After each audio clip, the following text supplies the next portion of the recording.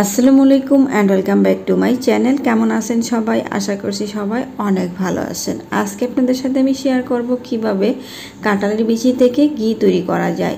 অল্প কাঁঠালের বিচি থেকে সহজ উপায়ে আপনারা ঘরে ঘি তৈরি করে নিতে পারবেন। আর বর্তমান সময়ে কিন্তু ঘিয়ের দাম অনেক বেশি। বাসায় যদি আমরা সহজে ঘি তৈরি করে নিতে পারি সেটা কিন্তু খারাপ হয় না। প্রথমে কিন্তু আমি নিজেও অবাক হয়েছিলাম যে কাঁঠালের বিচি থেকে কি সত্যিই ঘি তৈরি হবে কি না। তবে ভিডিওটা করার পরে বুঝতে পারলাম এটা কিন্তু সত্যিই সম্ভব হয়। আপনারা ভিডিওটি না টেনে দেখতে থাকুন, তাহলে বুঝতে পারবেন। তো দেখতে পাচ্ছেন এখানে আমি কিছু কাঁঠালের বিচি উপরের যে স্কিনটা থাকে সেটা পরিষ্কার করে তারপরে 1 ঘন্টার মতো নর্মাল পানিতে ভিজিয়ে রেখেছিলাম। যেহেতু কাঁঠালের বিচিটা কাঁচা, শিলপাটায় বেটে নিব। আর প্রথমে আমি এটা বলতে ভুলে গিয়েছি যে আমি এটা কিন্তু সম্পূর্ণটাই শিলপেটে বেটে এটা গুঁড়ো করে নিব। আপনারা চাইলে ব্লেন্ডারও করতে পারবেন। তো সেই জন্য এগুলোকে ভালোভাবে আগে নর্মাল পানি দিয়ে ধুয়ে নিয়েছি। এবার একটি শিলপাটা নিয়ে নিলাম। এখানে আস্তে আস্তে করে আমি কাঁঠালের বিচিগুলোকে একটু ছেঁচে তারপরে এগুলোকে বেটে নিতে হবে। যেহেতু এগুলো একদম কাঁচা বাটতে হবে সেক্ষেত্রে সময়টা একটু লাগতে পারে। তো আপনারা ব্লেন্ডারে করতে পারবেন। অল্প অল্প পানি দিয়ে এগুলোকে একটু বেটে নিতে হবে। খুব বেশি মিহি করতে হবে না, একটু দানা দানা থাকলে সমস্যা হবে না।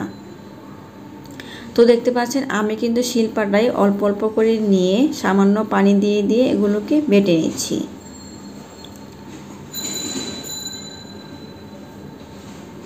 তো যাদের কাছে আমার ভিডিওটি ভালো লাগবে প্লিজ আমার চ্যানেলটি সাবস্ক্রাইব করবেন আর ভিডিওতে ছোট্ট একটি লাইক করতে ভুলবেন না। তো একটু সময় নিয়ে আমি এগুলো সবগুলোকে বেটে নিব। যেহেতু সময়টা লাগবে সেক্ষেত্রে কিন্তু আমি লং টাইম ভিডিওটা রাখতে পারছি না, আমি ভিডিওটা কিছু কেটে দিয়েছিলাম। তো এইটা যখন আপনি আস্তে আস্তে ছেঁচে বেটে নেবেন বুঝতে পারবেন আস্তে আস্তে ঠিকই বাটা হয়ে যাবে, হয়তো সময়টা লাগবে। তো ব্লেন্ডারেও কিন্তু এই কাজটা করতে পারবেন, ঠিক এরকম দানা দানা থাকলেও সমস্যা হবে না। আর আমি যে কোনো ভর্তা বা যে কোনো বাটার জিনিস ব্লেন্ডারে না করে আমি শিলপাটায় করারই চেষ্টা করি, এটা আমার বেশি ভালো লাগে। তো আপনাদের সুবিধা মতো এটাকে আপনারা বেটে নেবেন। তো এইভাবে আমি ঘুরিয়ে ফিরিয়ে একটু আস্তে আস্তে বেটে নিচ্ছি।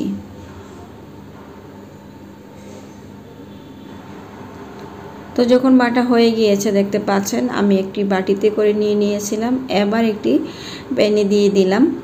তবে আমি এখানে যে কড়াইটা ব্যবহার করছি ননস্টিকের, এটা আমি 2 দিন আগে একটা কাজে ব্যবহার করেছিলাম। সেই ক্ষেত্রে এই কাঁঠালের বিচিতে ঘিটা তৈরি করতে এখানে কিন্তু লেগে যেতে পারে।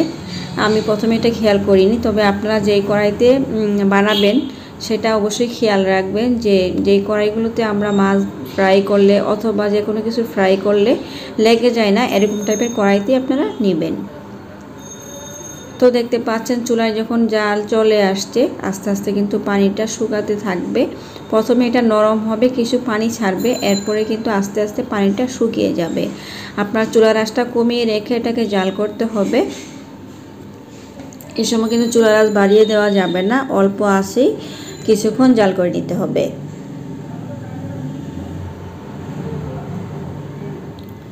তো আমি যখন 10 থেকে 15 মিনিট এটাকে জাল করেছি তখন কিন্তু অবস্থাটা ঠিক এরকম হয়ে আসছে। দেখতে পাচ্ছেন পানিটা শুকিয়ে গিয়েছে আর এর থেকে কিন্তু তেল ছাড়তে কিন্তু শুরু করেছে। এই ঘিটা এমন হবে, এটা কিন্তু একদমই গরুর দুধ দিয়ে তৈরি ঘির গ্রান আপনারা পাবেন না। যেরকম বাদামের তেল অথবা বাদাম আমরা খেয়ে থাকি ঠিক এরকম স্মেলেই পাবেন।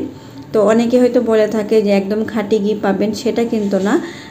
এটা কিন্তু তেল জাতীয় একটা উপাদান, মানে কাঁঠালের বিচি থেকে তেল বের হয়, এটা ঠিক আছে, কিন্তু আপনি কিন্তু আসল ঘিয়ের স্বাদ কিন্তু এখানে পাবেন না, কারণ এটা বাদামের তেলের মতো স্মেল পাবেন।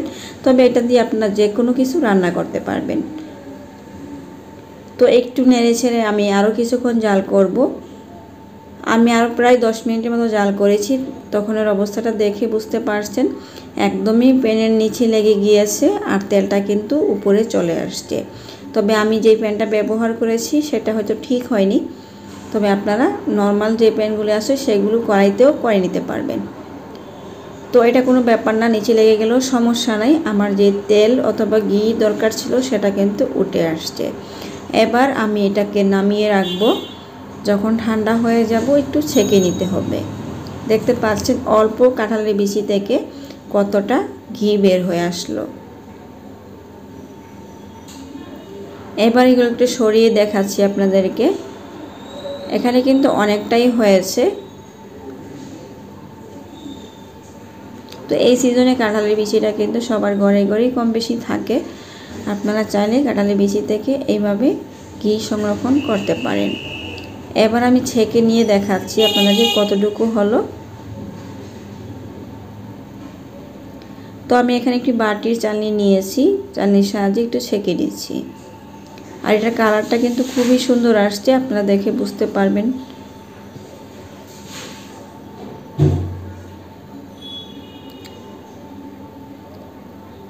আর যে কাঁঠালের বিচিগুলো একদমই ভাজা ভাজা হয়ে গিয়েছে, এটা কিন্তু ফেলে দিবেন না, এটা কিন্তু খাওয়া যাবে, খুবই মচমচা হয়ে যাবে, তখন নিজেরা বুঝতে পারবেন। আর খেতেও কিন্তু অসম্ভব ভালো লাগবে।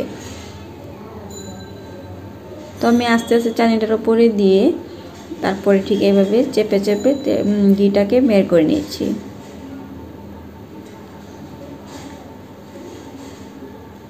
এবার এটা সরিয়ে নিচ্ছি। তো দেখুন কতটা বের হলো। আর কালারটাও কিন্তু অসম্ভব সুন্দর হয়েছে। আপনারা একবার হলেও ট্রাই করে দেখবেন। এটা আপনারা যে কোনো পোলাও, মাংস, কুরমা রান্নায় ব্যবহার করতে পারবেন।